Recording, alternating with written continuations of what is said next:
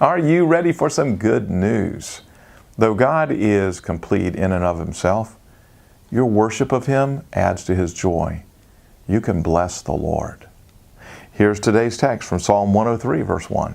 Bless the Lord, O my soul, and all that's within me, bless His holy name. It's mind-bending to consider how an all-sufficient God, who is already infinitely happy, could be blessed by the creatures He made. Yesterday I suggested that God's happiness is not completely alien to the idea of my own happiness as a father. Ann and I were quite happy before we had children, but when our children were born, our joy increased. Joy, like love, isn't a quantity. A parent can be loved by a child and then loved by a second or third child. It doesn't diminish the love of the first child to say that the second child has added love to the parent's life. No one has put this more beautifully than J.I. Packer in his classic book, Knowing God. He writes, God's end in all things is His own glory, that He should be manifested, known, admired, and adored. And this statement is true, but it is incomplete. It needs to be balanced by recognition that through setting His love on men, God has voluntarily bound up His own final happiness with theirs.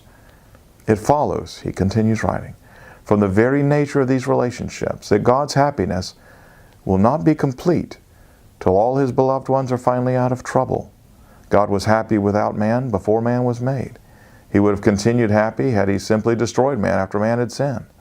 But as it is, He has set His love upon particular sinners, and this means that by His own free voluntary choice, He will not know perfect and unmixed happiness again till He has brought every one of them to heaven.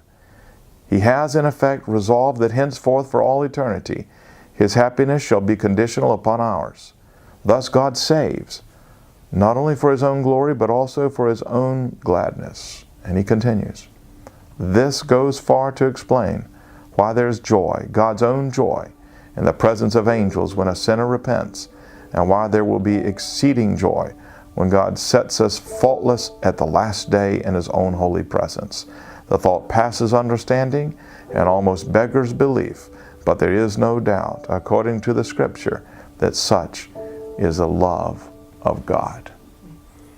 God not only saved you for your own eternal gladness, but also for His. The more you love Him and worship Him, the greater His joy.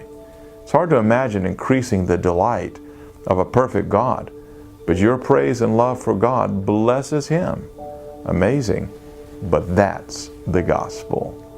Well, that is today's daily devotional, and if you'd like to learn more about blessing the Lord, go get the whole message. It's free at sharingthelight.org.